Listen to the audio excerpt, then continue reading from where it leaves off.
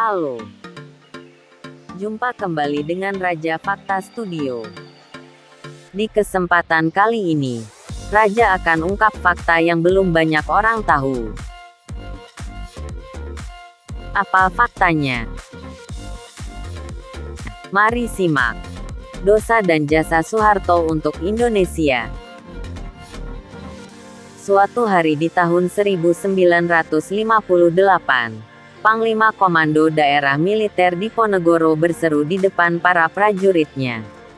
Seorang pemimpin atau perwira harus senantiasa sadar tentang apa yang dilakukannya. Ia harus pula bersikap jujur dan tidak licik, tegasnya. Kekuasaan pemimpin tidaklah mutlak. Kekuasaan itu bersumber pada kepercayaan yang diberikan anak buah atau rakyat yang dipimpinnya. Tanpa kepercayaan ini, tak mungkin seorang pemimpin berwibawa. Lanjut sang Panglima. Panglima yang berteriak lantang itu sejatinya berkarakter kalem. Ketika nanti menjabat sebagai Presiden Indonesia, ia dijuluki The Smiling General. Tak banyak bicara. Jenderal yang terkenal dengan senyumannya yang ikonik. Namun, meski tak berwajah garang, rezim Soeharto menggebuk pihak-pihak yang ia anggap bisa merongrong. Ya, ia adalah Presiden Republik Indonesia kedua, Soeharto. The Smiling General. Seruan yang dikutip dari buku Anak Desa, Biografi Presiden Soeharto karya O.G. Roeder 1976/219 tersebut tampaknya terlalu berat untuk Soeharto. Ia terbukti tidak mampu menjalankan imbauannya sendiri. Kekuasaan pemimpin tidaklah mutlak, katanya. Tapi ia bertahta selama lebih dari 30 tahun di pucuk kekuasaan negeri ini sebelum akhirnya mengundurkan diri, setelah dituntut lengser oleh aksi rakyat dan mahasiswa pada Mei tahun 1998. Simak pula lidah Soeharto yang berucap, ia pemimpin, harus pula bersikap jujur dan tidak licik.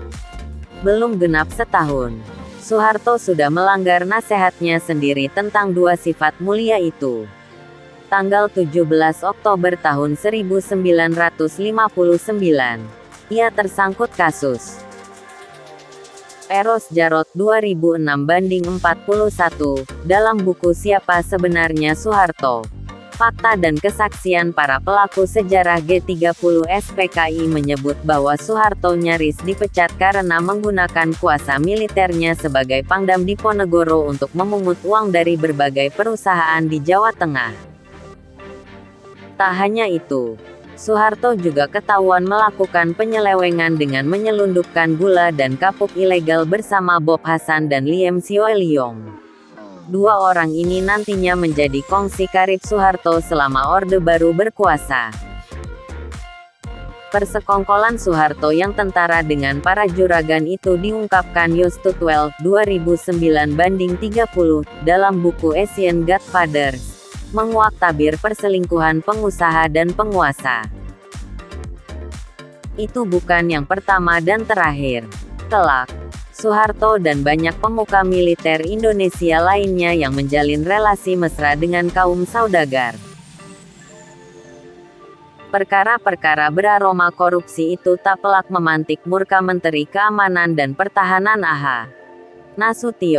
Nasution pun berniat memecat Soeharto. Beruntung, berkat campur tangan Jenderal Gatot Subroto, karir militer Soeharto terselamatkan. Memadamkan Soekarno. Soeharto batal dipecat, hanya dicopot dari jabatan Pangdam Diponegoro. Tugasnya pun dihentikan untuk sementara dan dikirim sekolah lagi. Namun, cacat dalam kariernya itu tidak menghalangi jalan mulus Soeharto di ketentaraan. Buktinya, hanya butuh waktu kurang dari 10 tahun baginya untuk menduduki kursi kuasa tertinggi di negeri ini. Berbagai kejadian di sepanjang tahun-tahun awal dekade 1960-an mendongkrak karir Soeharto yang berpuncak pada aksinya sebagai pahlawan, dalam misi penumpasan Partai Komunis Indonesia (PKI) usai gerakan tanggal 30 September tahun 1965. Dari situ, Soeharto sukses mengangkangi Soekarno dan pada akhirnya menduduki kursi presiden. Menurut kesaksian Putri Soekarno, Rahmawati Soekarno Putri, seperti dikutip dari buku Soeharto, Maafkan Saya, N.B. Susilo dan Siang Junwang, 2008-75. Ayahnya wafat pada tanggal 21 Juni tahun 1970 dengan kondisi memprihatinkan, terbaring di atas sofa dalam ruangan sempit. Kedua pipi sang proklamator membengkak, mata sedikit terbuka tapi nir ekspresi dengan roman muka yang menyiratkan kepasrahan mendalam. Rahmawati sempat mengabadikan momen miris tersebut dan mengirimkan fotonya ke kantor berita AP yang kemudian terpampang di media nasional. Indonesia di era Orde Baru. Terlepas dari dosa-dosa Soeharto, baik sebelum, selama, juga setelah menjabat sebagai Presiden RI, seperti yang terekam dalam banyak referensi, bukan berarti desmiling Jenderal nihil jasa untuk Indonesia. Selama Orde Baru, Soeharto mencanangkan perbaikan untuk Indonesia. Lewat pembangunan terencana yang diaplikasikan melalui tahapan repelita, ia yakin Indonesia akan tinggal landas pergantian milenium, tahun 2000. Meski akhirnya itu tidak pernah terjadi. Tahun 1984, misalnya, Indonesia meraih swasembada pangan yang membuat Soeharto mendapat kehormatan berpidato dalam konferensi ke-23 Food and Agriculture Organization, FAO, di Roma, Italia, pada tanggal 14 November tahun 1985.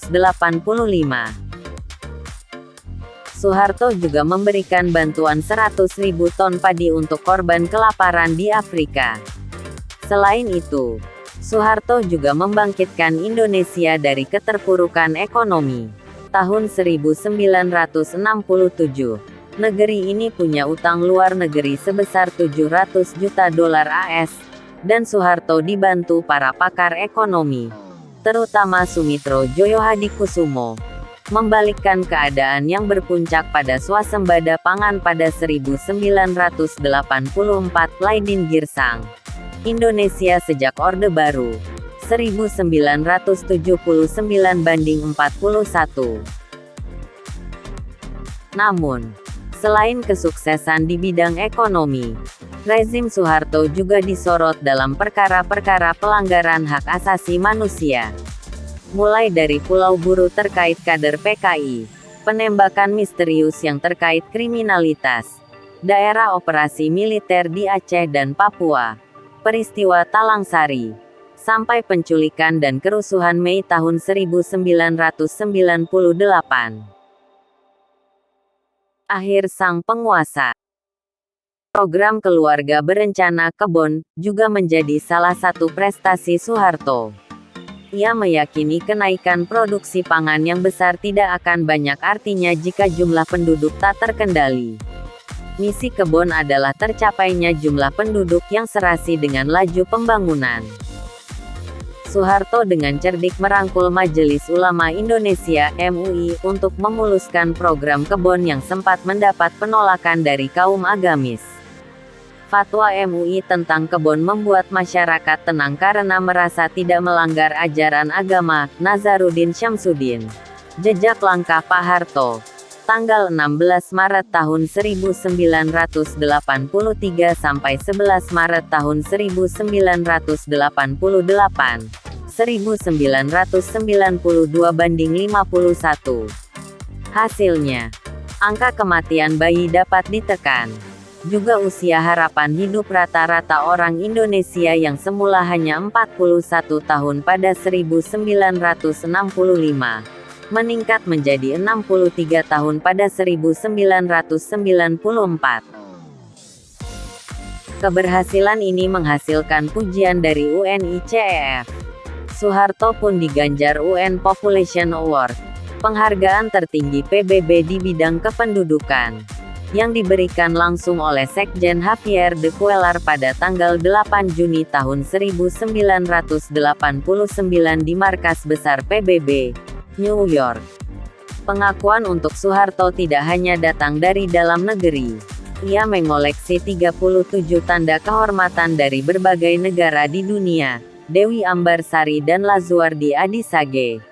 Beribu alasan rakyat mencintai Pak Harto. 2006-29. Krisis moneter yang menjangkiti Asia hingga ke Indonesia menjadi awal dari kejatuhan Soeharto. Ditambah sejumlah blunder politik di detik-detik akhir kekuasaannya dan makin tidak terbendungnya gelombang rakyat yang menuntut perubahan. Akhirnya Soeharto menyerah. Ia mengumumkan berhenti sebagai presiden pada tanggal 21 Mei tahun 1998. Aksi yang ia sebut sebagai lengser ke Prabon. Hampir 10 tahun kemudian, pada tanggal 27 Januari tahun 2008, Soeharto meninggal dunia setelah 24 hari dirawat di Rumah Sakit Pusat Pertamina Jakarta. Itulah fakta yang sudah Raja ungkap tentang Soeharto.